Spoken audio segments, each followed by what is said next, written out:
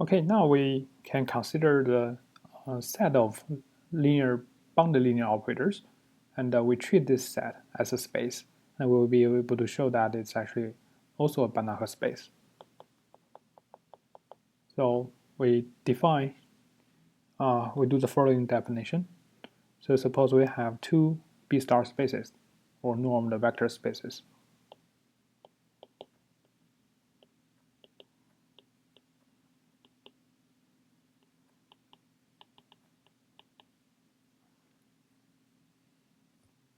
And we denote the set of bounded linear operators as L, X, Y.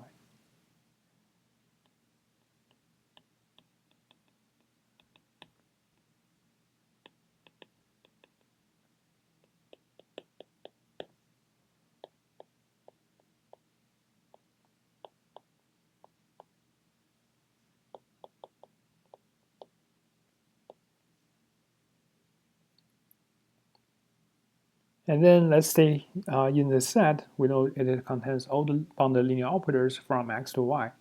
And then we can define the norm of any of these operators.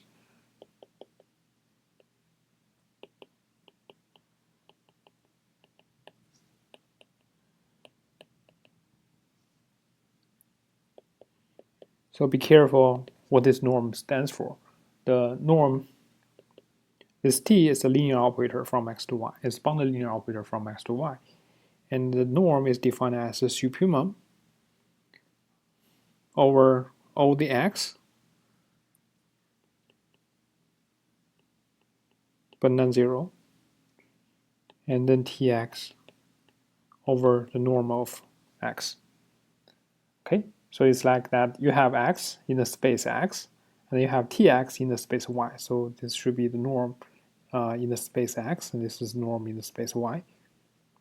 The ratio is the supremum of this ratio is called the norm of T, or it's called the operator norm, right? Because T is a linear operator. And in other words, because the norm is homogeneous, we can put this denominator inside just to normalize this X. So you can instead consider the supremum of this Tx. Again, this norm is in Y space, and this X is constrained to have norm 1. Okay, and then you don't need to exclude the 0 because 0 cannot have norm 1 anyway. Okay, so either way, they are equivalent. So this is the way we define the operator norm of a bounded linear operator T in Lxy. Okay, if y is equal to x, we simply write this L as Lx. Okay, if the y is a field like this, then we simply write this x star. Okay, so usually we need to specify what this case is, either the set of real numbers or the set of complex numbers. Okay, only these two cases, and depends on what is the original space is. Okay, it also depends on that. Right. So in this space, we actually define the norm, but if we want to form it as a B space or Banach space, we also need to show that it is linear space, and it is the norm is also complete. The space is also complete under this norm, right? Together, we can show that the Lxy is a complete Banach space under this norm. So this is what the theorem we're going to show here. It says that as long as X is a B star space, Y is a Banach space, then we can show that Lxy is a B Banach space.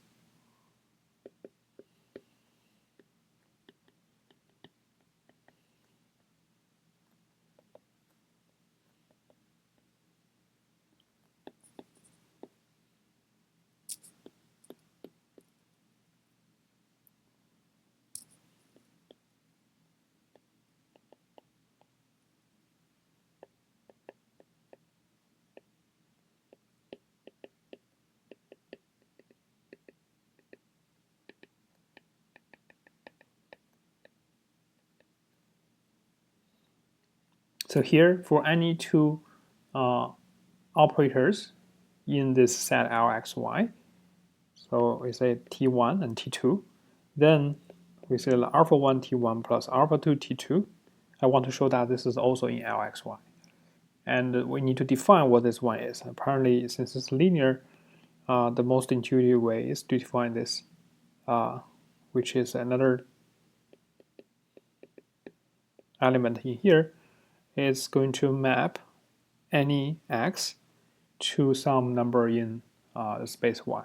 This number is going to be alpha1 T1x plus alpha2 T2x. Okay, you know that this is in y.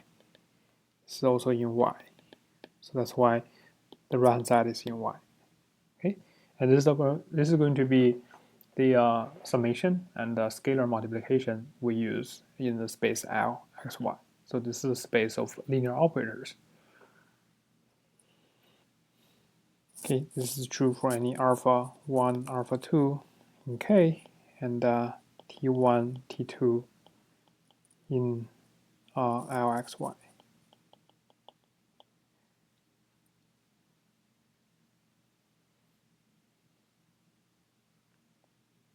Okay, so apparently if we do this, we're going to show that this Lxy is a linear space. And also, since we have defined the norm above, we want to show that this norm, this space is complete under this norm.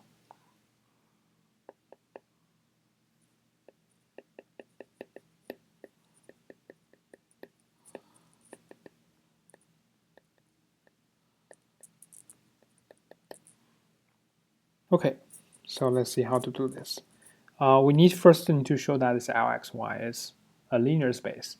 And to show it's linear, we actually already defined the summation of scalar multiplication. Just need to see that this is actually a linear operator. This is actually a linear space, and that's pretty easy to show. Okay.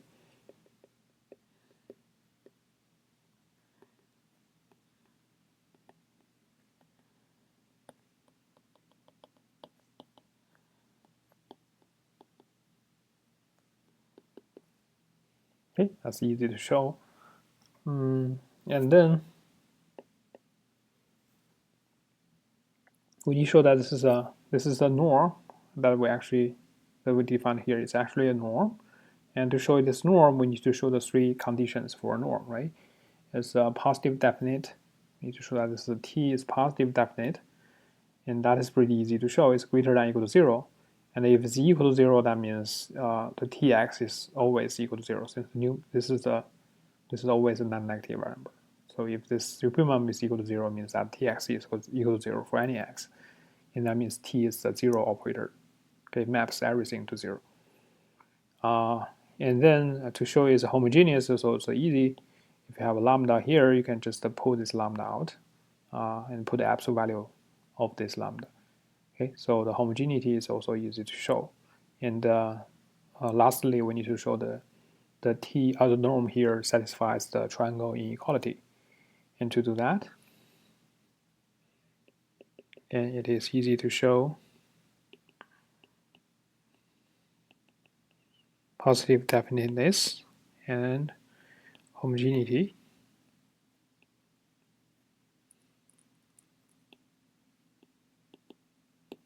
And for triangle inequality, what we can do is to check that if we have T1 and T2, we want to show that this is less than or equal to the norm of T1 plus the norm of T2. Okay, so let's see how to do this. And according to that definition, this is equal to the supremum. Let's pick up the second one here, which is easier to work with since it doesn't have any denominator. So we have the T1 plus T2 together as a linear operator. And then we need to take the supremum of this norm for all the x with norm 1. Okay, apparently this is less than or equal to the supremum of the norm of T1x plus the norm of T2x, since our sum of two operators were defined in this way. Right? If I have this equal to 1, this equal to 1, this sum is just the T1x plus T2x. That's why this is just the T1 x plus T2x. And then we use the triangle inequality of the norm in the y space to get this inequality. Okay, now we take the supremum of the sum, and you know that when you have the sum, supremum of the sum is less than or equal to the sum of the supremum, because you can take the best x or take the supremum of x for each of them. Don't have to make the same x for both of these two terms. Right? That's why this is less than or equal to the sum of the two supremum.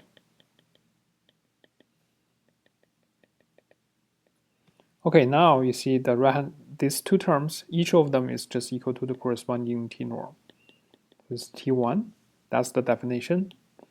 This one here is just that. Okay, and similarly you have the T2 norm. And that's how we show that when we use define the norm in this way, then it actually satisfies the triangle inequality. Okay, and lastly, which is the key here, how do we show that it's actually a complete space under this norm? And only with that we can say that it's a Banach space, right? So we need to show that it's complete. Okay, to show that it's complete, remember that we need to show that every Cauchy sequence is convergent inside this L, XY space.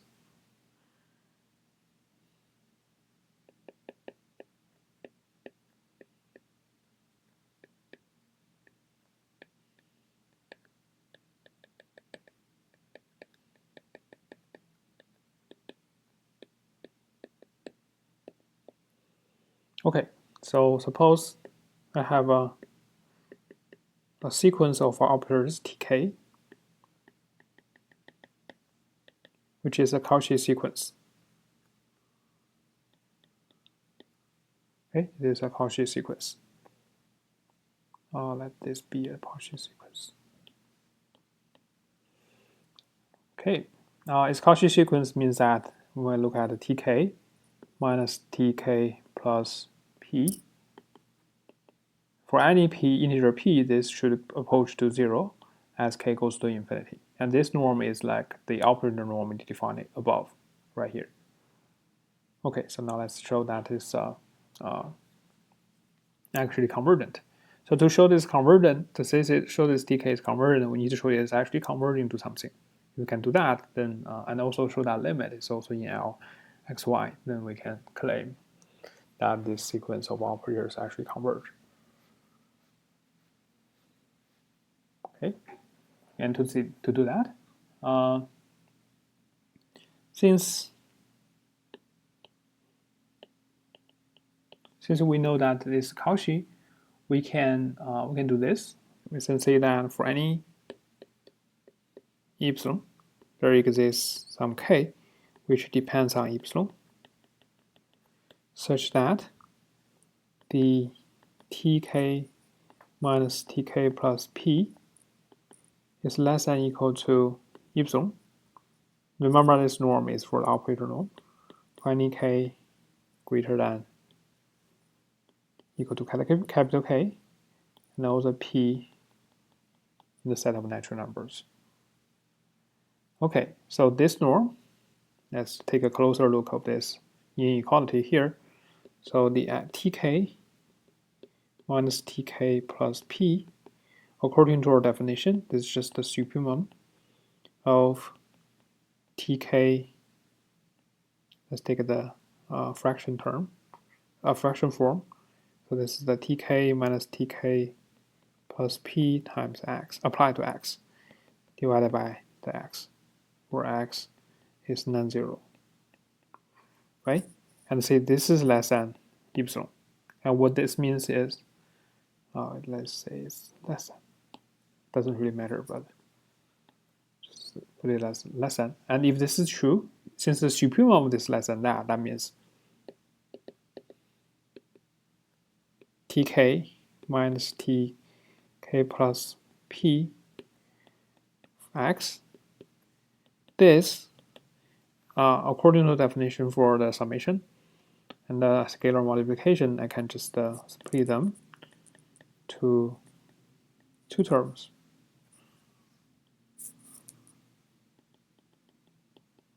Right? I know this is equal, and this is going to be less than equal to epsilon times x.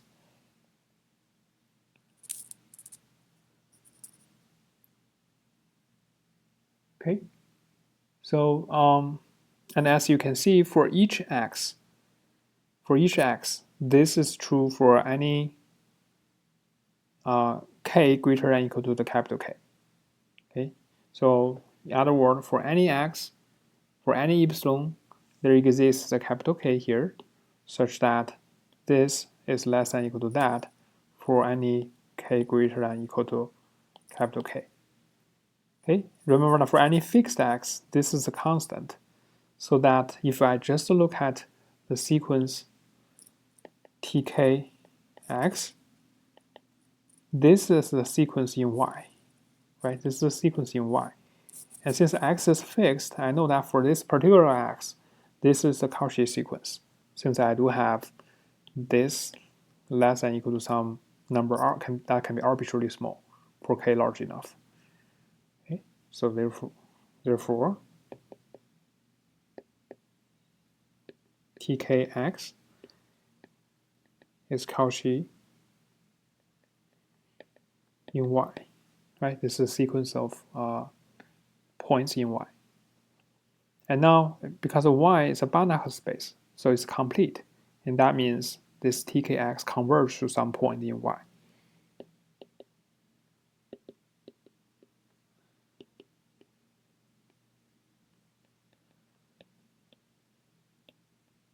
So we know that there exists some y such that the tkx actually converges to y. Okay, so remember that for every fixed x, we showed that the tkx is a Cauchy sequence and they converge to y. So I'm going to create this such a mapping or linear operator from x, the space x to the space y, which maps every given x to this limit point y. Okay, now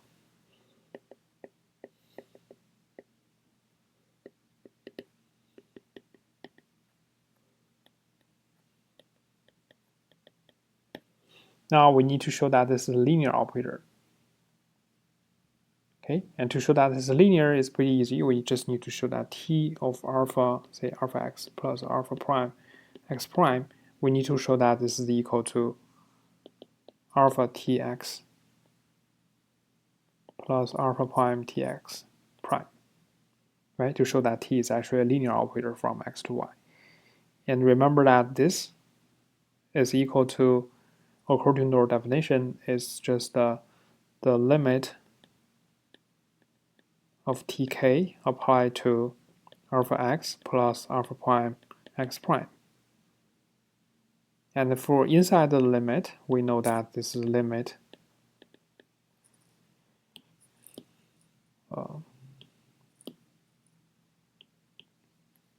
this is just alpha tkx plus alpha prime tk alpha prime. Okay, and we apply the limit to the sum, and it's the same as applying it to each term, and then we have alpha tkx, k goes to infinity, and this is a plus alpha prime limit of tk x prime, also k going to infinity. And remember the definition for the t is that t maps every given x to the limit of tkx. So that means this is just the tx. This is just the tx prime. So that's why we got the t alpha tx plus alpha prime t alpha prime. And that means the t is actually a linear operator. Okay? It's actually a linear operator. And now we show that it's linear from x to y, but we also need to show that it's continuous or it is bounded for this t to be inside L x y. Okay? Let's see how do we show that it's actually a bounded operator. Okay. So now we show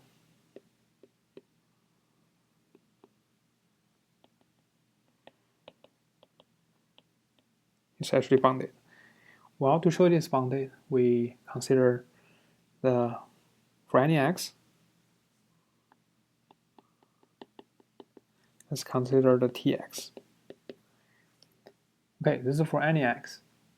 So this is tx by, according to the triangle inequality, is less than or equal to tx minus tkx.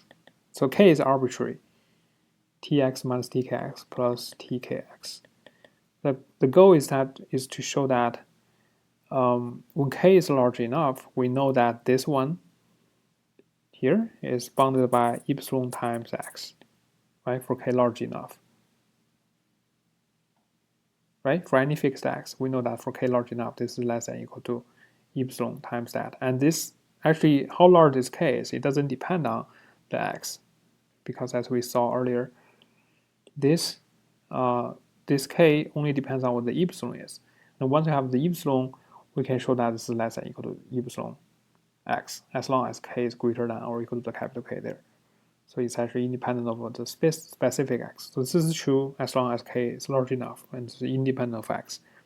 And also here, this one is, because tk is a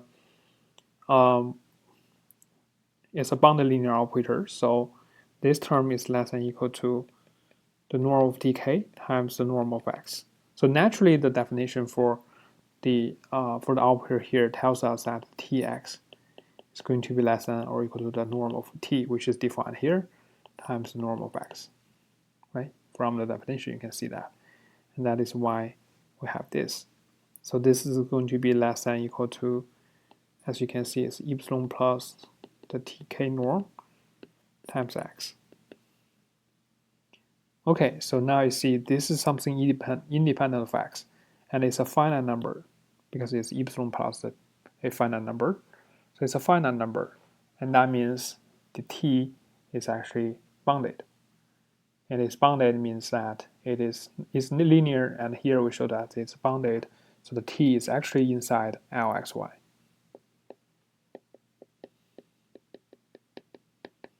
Okay, and then we're going to claim that this t is actually the limit of the sequence tk. And to show that, let's consider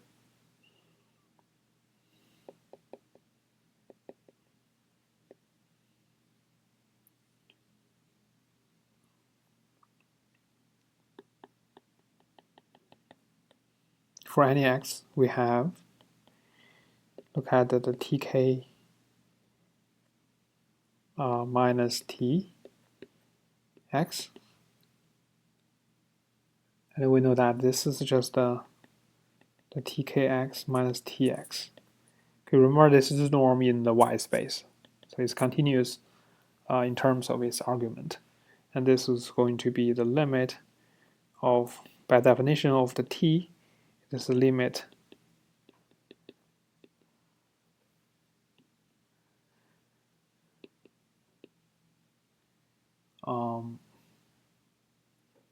should say p going to infinity.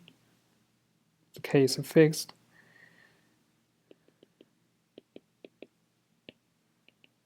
Right, because when p goes to infinity, this tk plus px is converging to tx, according to our definition for t. Okay, but on the other hand, we know that this, it doesn't matter how large this p is, this is also going to be less than, for every fixed p, this is less than the epsilon times x, norm of x, for k greater than equal to the capital K. So if p goes to infinity, then this just becomes less than equal to.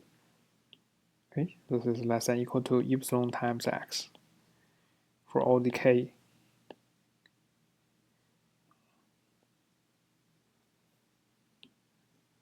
greater than equal to capital K.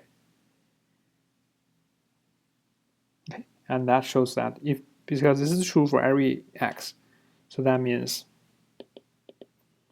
the tk minus t as the norm of operators, this should be less than equal to epsilon, right? And this means that for any epsilon, we show that there exists a k, capital K, which is the one we defined above, such that this is less than or equal to epsilon for any little k greater than or equal to the capital K. And this shows that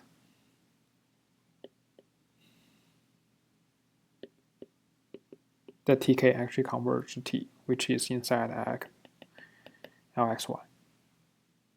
Okay? And this shows that for a Cauchy sequence tk in the space Lxy, they actually convert to some element in Lxy. And this shows that Lxy is complete under this norm. Okay, so now let's go back to the result we have here. We show that when we have we have X as the B star space, Y is Banach space. So X doesn't have to be complete, but Y needs to be complete space. And then we consider all the space of all bounded linear operators from X to Y, and then we define the norm of these operators in this way. Right here, then we can show that this under this norm, which is this space, is actually a Banach space. Okay. So the bounded linear operators actually form a Banach space. Okay.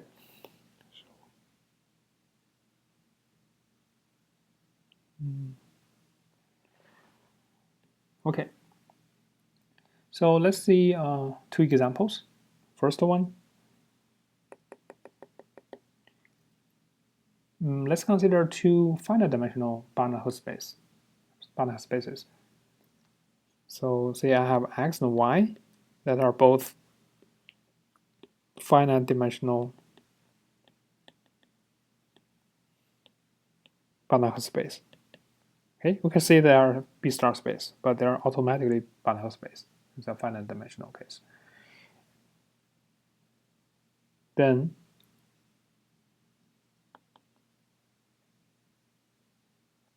T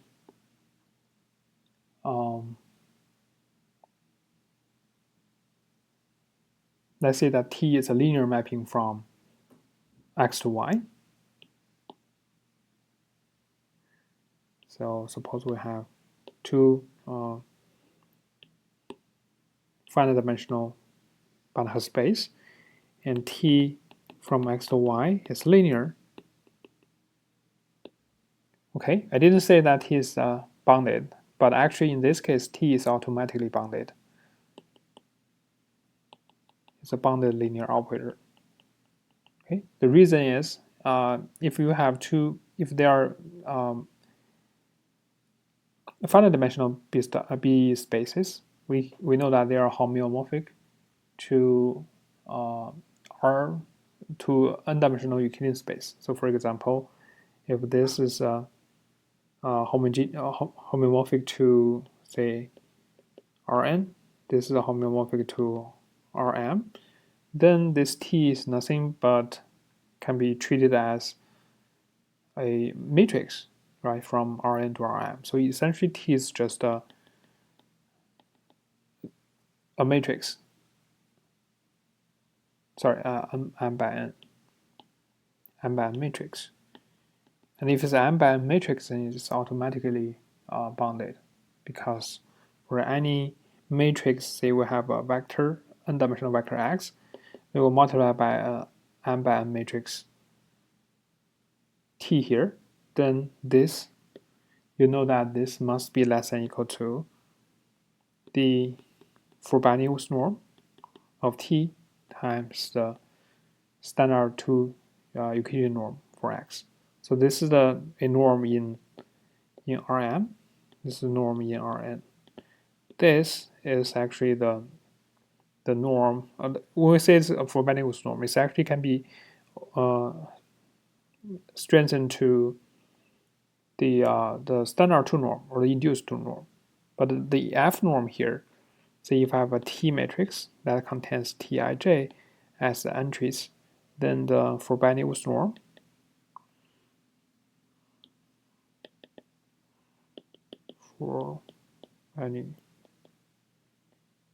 Frobenius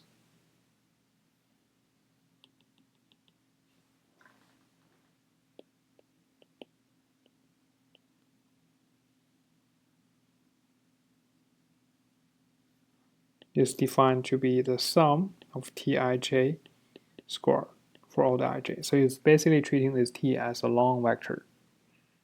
Stack all the columns or put together all the rows. So consider all the entries together as a long vector, then to put a 2 norm. Okay, that's the Frobenius norm. Or it's actually, we can use the induced 2 norm, which is denoted by this or this. And this is actually how the operator norm is defined. It's defined to be the supremum of the Tx over the x. Now x is in Rn, but x is non-zero.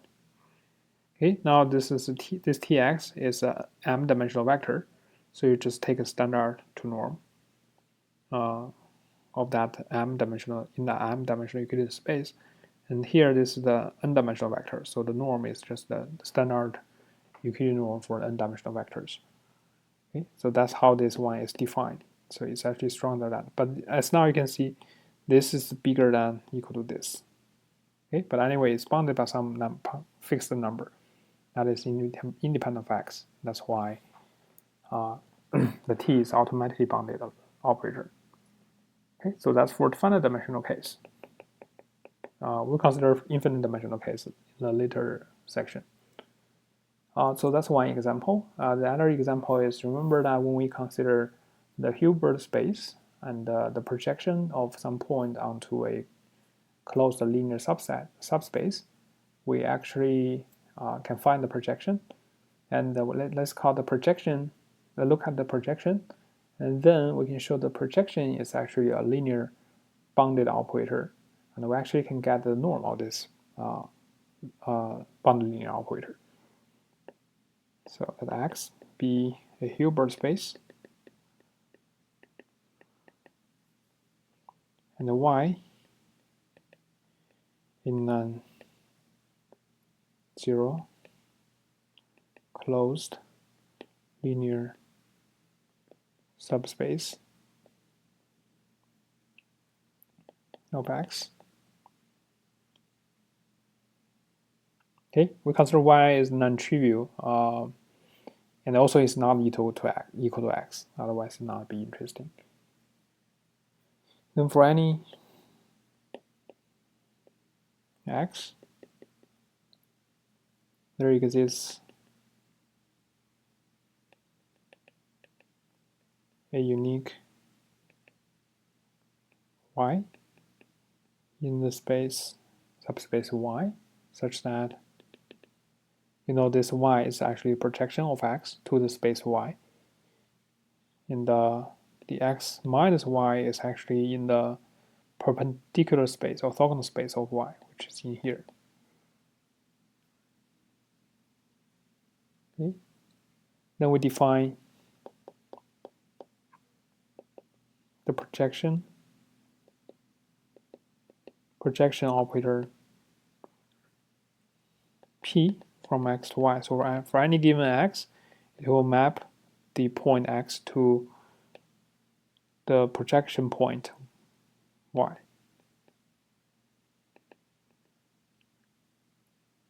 Okay. Then we can show that P is linear, bounded, or continuous, and the norm of P is equal to 1. Okay, so what that means, so imagine that this is the space Y, subspace Y, and it's 0, and now you have any X, and you can make a projection onto the Y. This is the point of Y here. So for any X, I define this mapping, projection operator. From any X, it maps the X to the projection point Y. This is how we define the P. And then we can show the P is linear, continuous, and the norm is equal to 1. So it's easy to show it's linear. It's pretty easy to show it's linear.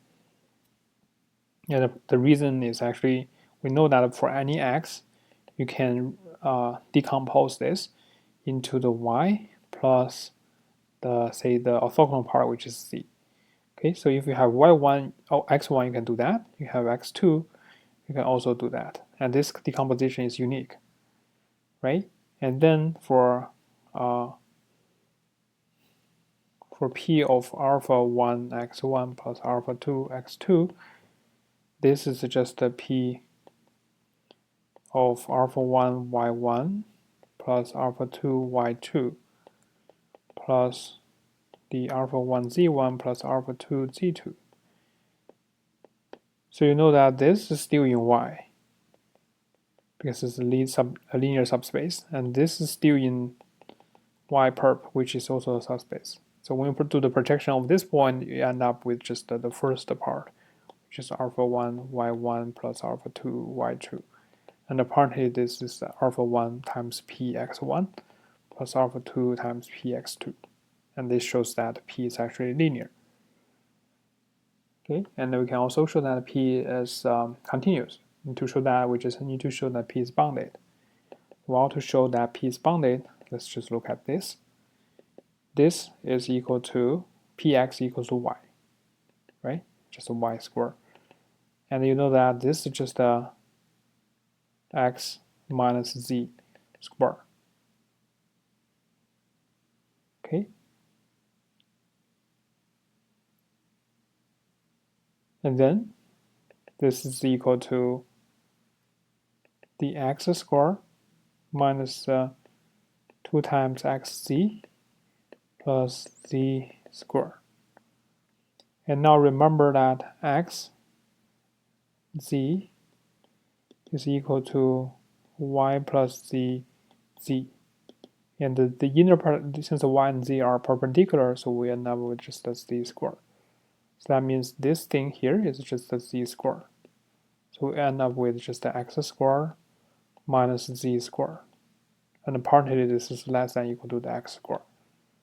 Okay, so the px norm is actually less than or equal to the x norm. And that means that p is bounded, actually it's bounded by 1. So it's bounded, then that means p is also continuous. Okay, so p is continuous.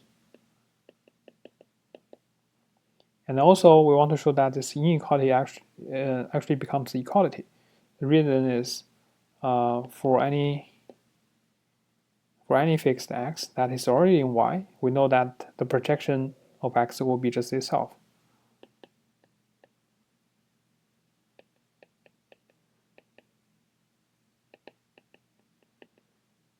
Okay, so because it's just the x itself, that's why we have this identity, and that means we can actually achieve 1. Okay, we actually can show that the norm of p can achieve 1. This means that the norm of p is actually equal to 1. So it's less than or equal to 1, but we can find some point x such that this is equal. These two are equal, and that just implies that the norm of p is equal to 1. Okay, so that's another example. Now we can see the linear set of space of linear operators from x to y, or bounded linear operators from x to y, actually forms another Banach space. And we'll be interested in the situation when we have a Hilbert space. What happens that when we have a Hilbert space? What does this set of linear operators stand for? And in particular, we're going to consider the set of bounded linear functionals on a Hilbert space. And we're going to show that this Hilbert space is actually the same or can be identified with the original space. Okay, so I will show the details here. This is characterized by the Riesz representation theorem, and we can see some applications of it. So the Riesz representation theorem.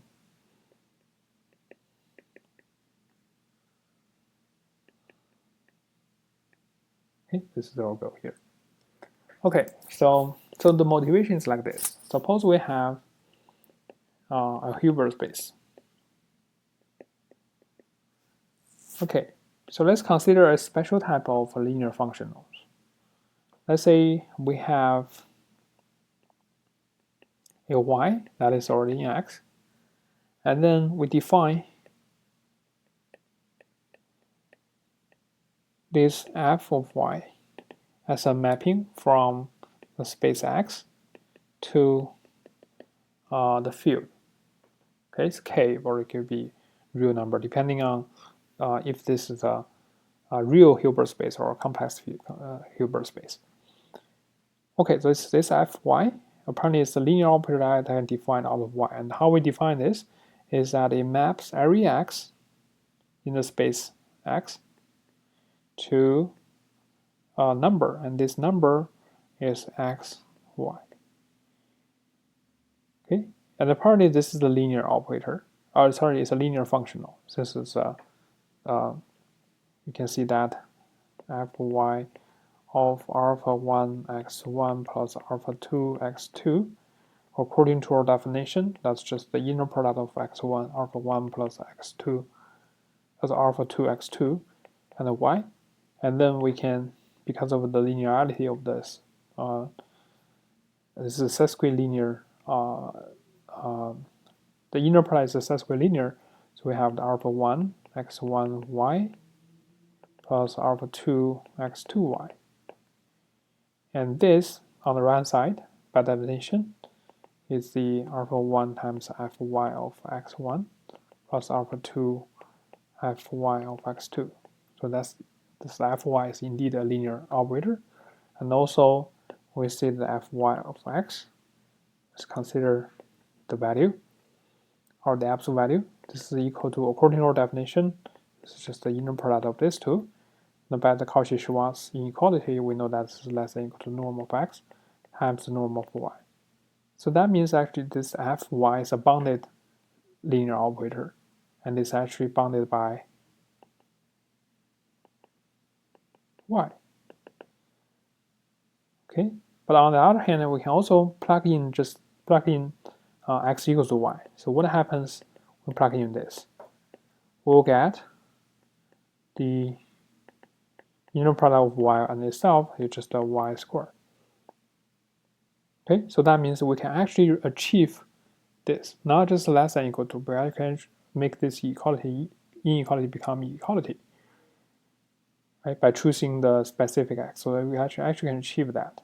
So this implies that the norm of this Fy is actually just equal to the norm of y. So this is the operator norm, or the functional norm, which is defined as the supreme that thing. And this is actually the norm in the space X, because the y is an element in X. Okay, we show that two values are the same.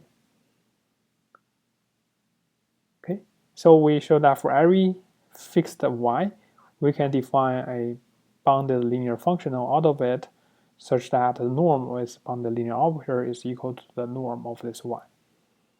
Okay, and on the other hand, we actually can show the converse of everything here is also true.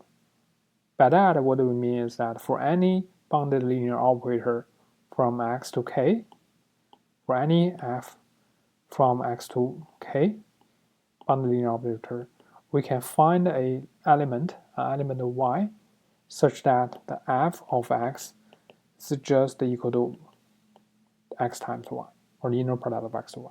So the converse of everything here is also true, and that is given by the Riesz representation theorem. Okay, so now let's formally give this theorem.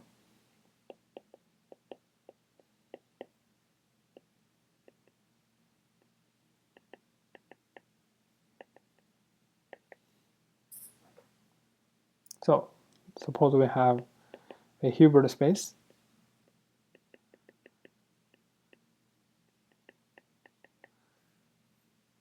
and let's say that f is a bounded linear functional defined on x.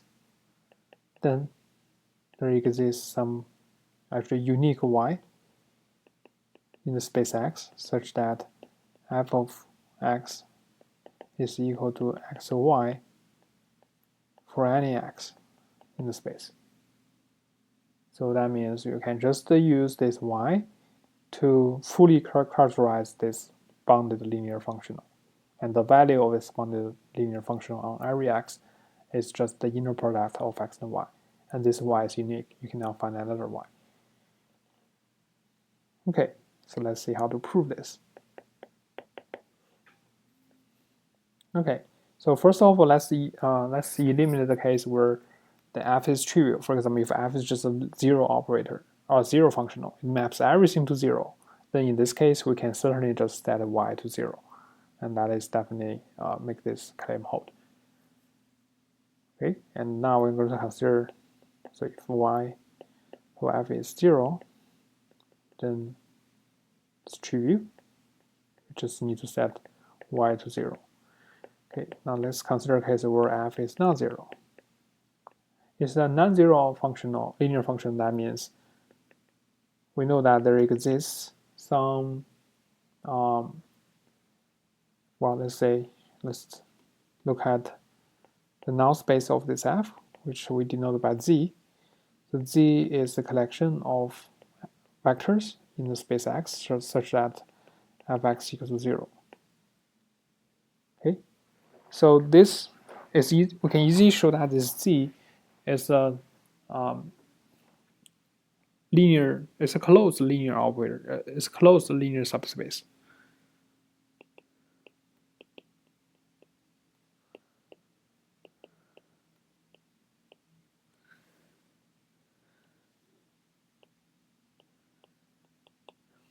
Subspace of x. Okay, it's easy to show that it's a closed linear subspace of x. Okay, and because of this, we can consider the orthogonal space of Z.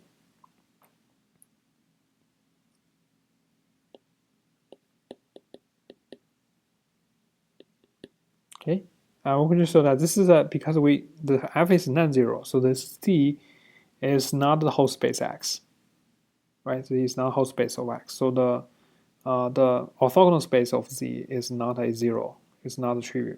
It's not zero. So we must be able to find some non-zero element out of this Z perp, and we call that X naught. Okay, and we can normalize it such that the norm is equal to 1. Okay, if it's not, we just divide the x naught by its norm. It will be still in the Z perp because the Z perp is a linear space. Okay. Then we can show that for any x, then we can show for any x there is or there exists a Z in the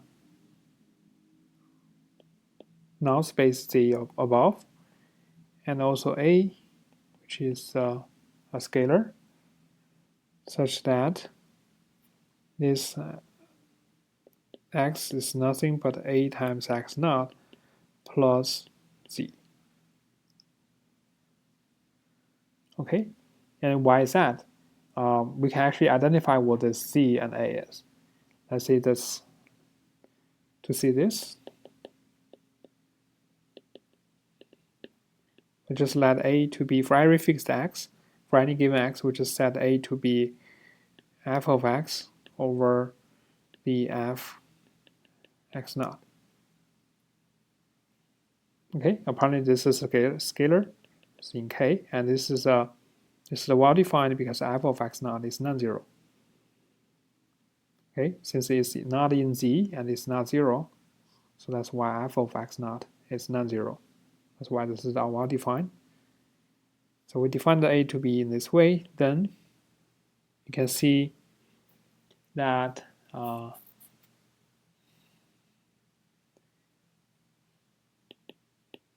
we let Z to be x minus A x naught. We have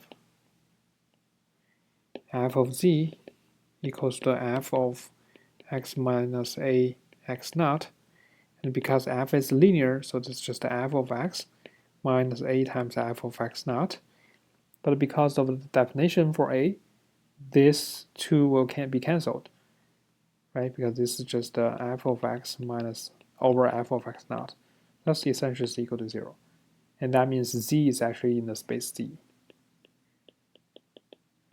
Right, it's in the space Z. Okay, so for any x, we can rewrite it in this way, where this a depends on the norm of x, and the z is some element in the null space Z here. Okay, so with this fact, we can just define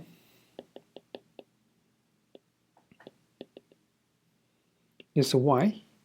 And I'm going to write this as yf because for any given f, I'm going to find such a y. This y is going to be x, and it's defined as the conjugate of x naught, f of x naught. So if it's real space, then you just don't have this conjugate, just f of x naught itself. So this is the scalar. I'm going to multiply this by x naught. So apparently this is in the space x. Then we have,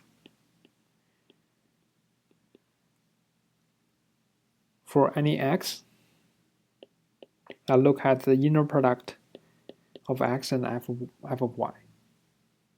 And this, according to our definition, this x, we know that it can be written as ax naught plus z.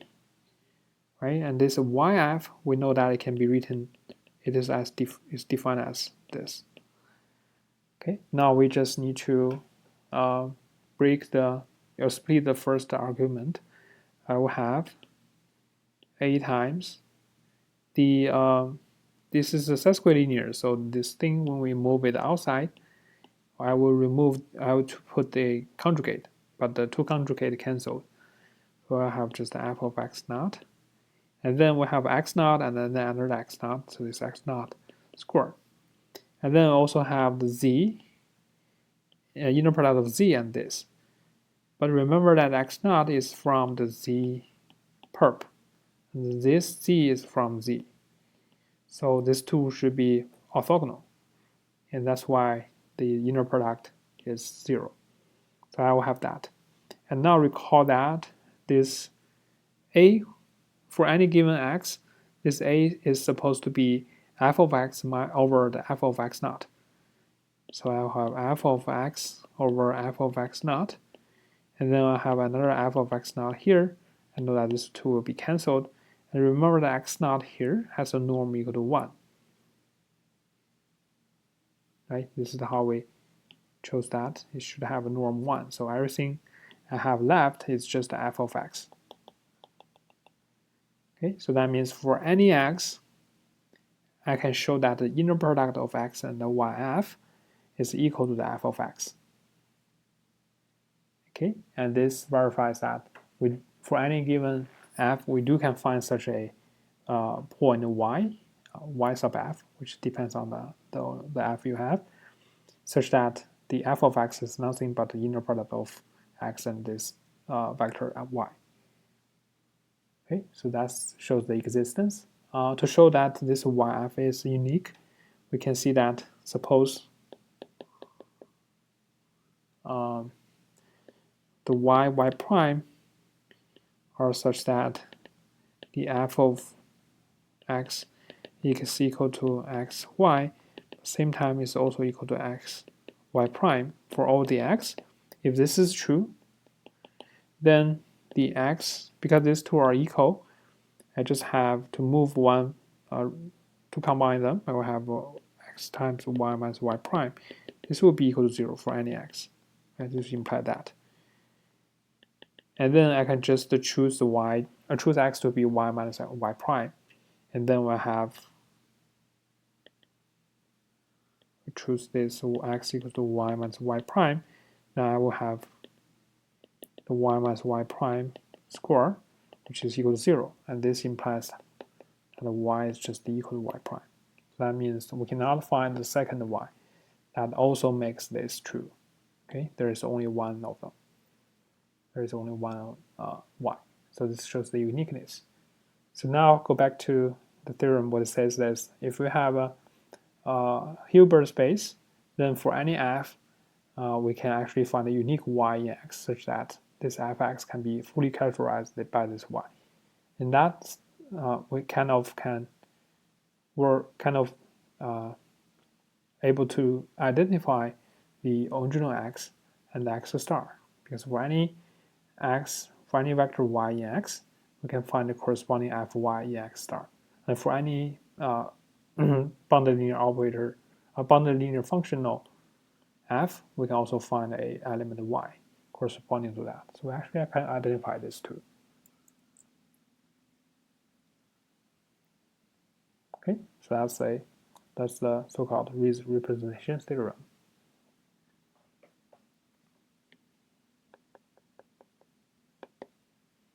Okay, now let's consider an interesting result. So let X be a Hilbert space.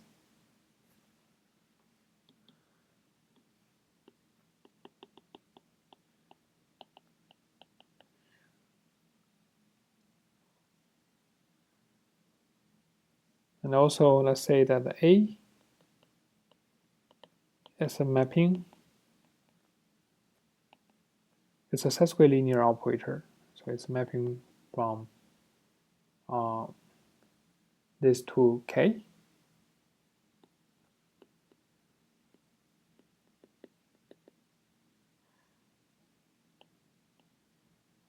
Sesquilinear functional.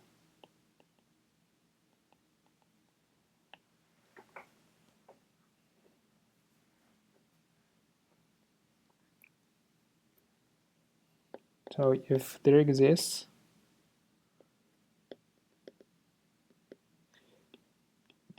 a scalar m, number m, such that is positive number m, such that the axy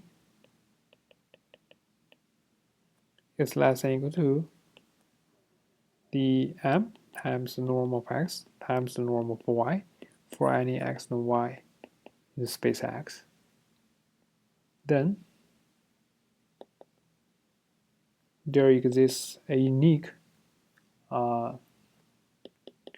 linear transformation or linear operator A that is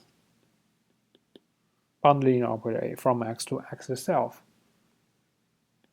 such that the axy is nothing but the inner product of X and AY for any X or Y in X. And also the norm of A is actually equal to the supremum of axy over the norm of X and the norm of Y, where X and Y are non-zero vectors. Or we can also see that because this A is sesquilinear, we can also redefine this as the supremum of axy, where the norm of X and the norm of Y are both equal to 1. Okay, so that's what the theorem says. Okay, so let's do a quick review of what this theorem says. So we have a Hilbert space with the inner product, and we have a sesquilinear linear functional. Remember that that is, by definition, it's linear in the first argument, and it's also linear in the second argument, but when we pull out the coefficients out of the A, we should put a conjugate, a sesquilinear functional, which is the extension of bilinear functional. Okay, so we have that. So if we know that there exists some m such that axy is bounded by m times the norm of x and norm of y, then we can find a linear operator, bounded linear operator A from x to itself. So if you give any element in x, it will map to some other element in y in x again, and that's a bounded linear operator. Then we can show that there exists a unique bounded linear operator from x to itself, such that axy is nothing but just the inner product of x and the ay. Okay, and remember that this is also in x, in the space x. So this is the inner product of the two. And also there is a way to calculate the norm, or the norm of a is actually related to the value of that. Okay. All right. And apparently, as you can see, this is going to be less than or equal to n. Okay, but it depends on what actually this a is. Okay, let's see why this is true. Okay, the key is we first we choose to leverage the Riesz representation theorem above, but this is here this a is classically linear, so we must fix the one argument and then treat it as a linear functional. So for any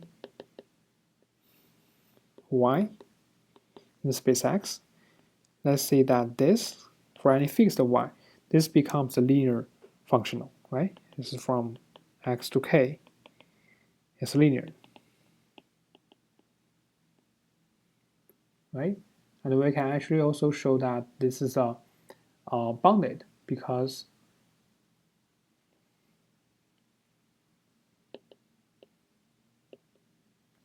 the a of xy, as we showed, it must be less than or equal to m times x times y. So that means the this we treat it as a linear operator, a linear functional. It must be bounded by m times the norm of y. Okay, because for any x we can show that this is bounded by that. So the norm of this is bounded by m times that. So it's actually inside x star. Okay, and then by the Riesz representation theorem above, there exists some element, they call it zy, because it depends on what the y is. There exists some zy that is in x, such that the axy is nothing but just x times zy, right? Because this is actually in x star, so this operator is nothing but just that. Okay, this is true for any x.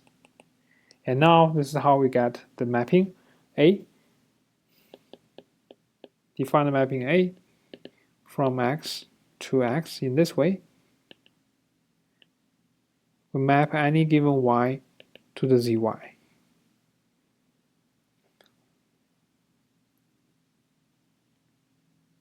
Okay, so that's how we define this A. And this definition is well defined because we know that there exists a unique, for any y, there exists a unique y, zy, such that this is true. So we're going to map y to a unique element in the space x. So that's why this A is well defined. Then we want to show that A is a linear. It's a bounded linear operator. Okay, that means we want to show that A is inside L of x. We want to show that.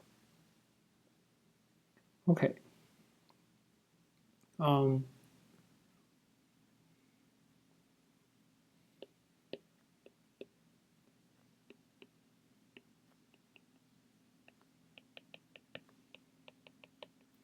Okay, to show that, we can see for any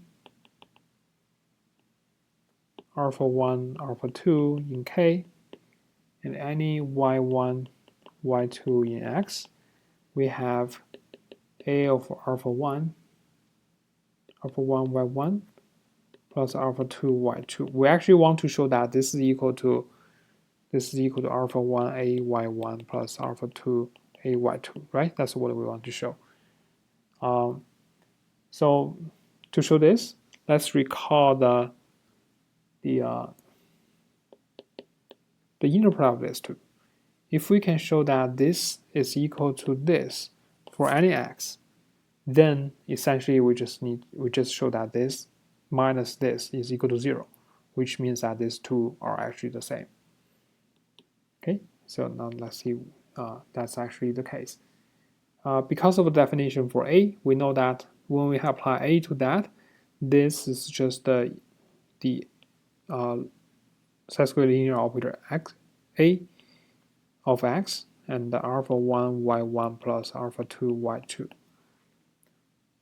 Okay, and because it's set-square linear, we know that it's just the alpha 1 bar, the conjugate of alpha 1, a x y1 plus alpha 2 bar, a of x y2.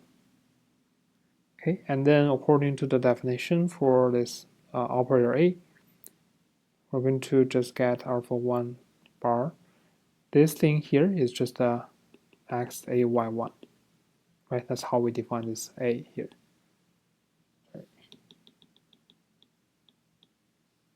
it's just a x a y1 plus alpha 2 bar x a y2, and we know that this is just equal to x x1 a y1 plus alpha 2 a y2 as we wanted.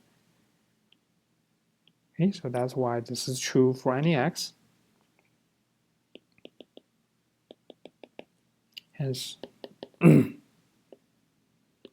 of alpha 1 y1 plus alpha 2 y2 is equal to alpha 1 a y1 plus alpha 2 a y2.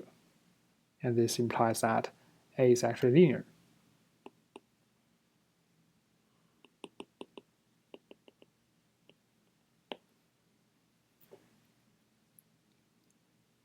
Okay, and also remember that the AY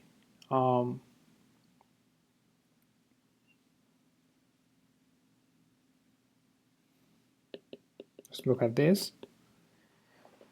Norm of AY. I want to show that A is bounded, then we just check this if it's bounded by some constant times y, times the norm of y.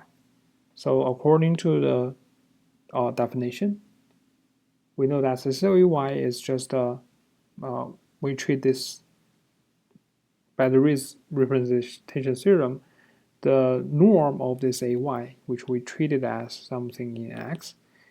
You can also treat this as a something in X star. In this case, this norm is just the linear functional norm, right? Or the normal linear functional, which is defined as the supremum of x AY divided by the norm of x, where x is non-zero.